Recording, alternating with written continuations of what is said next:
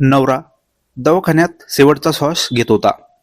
बायको नवऱ्याच्या मित्राकडे मदत मागायला गेली. त्याने तिला रात्रभर सोबत थांबायला सांगितले, तेव्हा मदत करेल. बायकोला दुसरा पर्याय नव्हता आणि ती रात्रभर नवऱ्याच्या मित्राकडे. नमस्कार मित्रांनो, स्वागत आहे तुमचं आमच्या चॅनलमध्ये. तुम्ही जर अजून आमचं चॅनल सबस्क्राईब केलं नसेल तर प्लीज चॅनलला सबस्क्राईब नक्की करा. मित्राचं लग्न होतं. पवन त्याच्या मित्राच्या बायकोच्या प्रेमात पडला. मित्राची बायको बघून पवन मनात म्हणाला, याला एवढी सुंदर बायको कशी काय भेटली. नंतर तो नेहमी मित्राच्या घरी जात होता. आकाश पवनचा मित्र होता.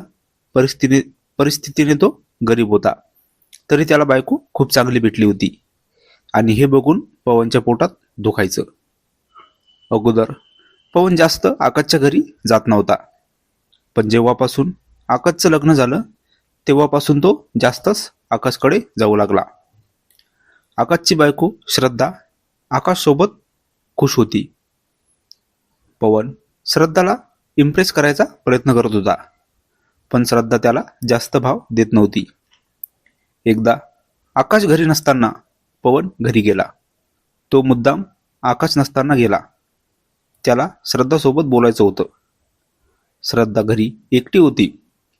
पवनला हीच संधी होती तिच्यासोबत बोलायची आणि तो तिला तसं बोलला. पण श्रद्धाने त्याला तिथून जायला सांगितले आणि परत जर असं बोलला तर माझ्या नवऱ्याला सांगेन. पवन तिथून निघून गेला. त्याला खूप वाईट वाटलं, कारण श्रद्धाने त्याला तिथून काढून दिले होते. खूप दिवस पवन आकाशच्या घरी गेला नव्हता. नंतर त्याला समजले की आकाश दवाखान्यात भरती आहे. त्याला खूप पैसे लागत होते. पवन त्याला भेटायला गेला आणि श्रद्धा पवनला म्हणाली, तुम्ही आकाशचे मित्र, तुम्ही काही मदत करा. पवन काही न बोलता निघून आला. दुसऱ्या दिवशी श्रद्धा पवनच्या घरी मदत मागायला गेली, पण पवन तिला म्हणाला, माझा काय फायदा मदत करून.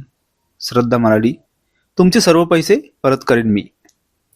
पवन म्हणाला, मी मदत करतो, पण तुला आज रात्री इथे थांबावे लागेल. श्रद्धाने खूप वेळ विचार केला. तिच्याकडे दुसरा पर्याय नव्हता. तिला तिथे रात्रभर थांबावे लागले. पवनने तिच्या मजबुरीचा फायदा घेऊन रात्रभर तिला. थोड्या दिवसांनी आकाश बरा होऊन घरी आला. श्रद्धा नंतर ते गाव सोडून आकाशसोबत दुसरीकडे राहायला गेली होती. ही कथा पूर्णपणे काल्पनिक असून वास्तविक जीवनाशी काही संबंध नाही.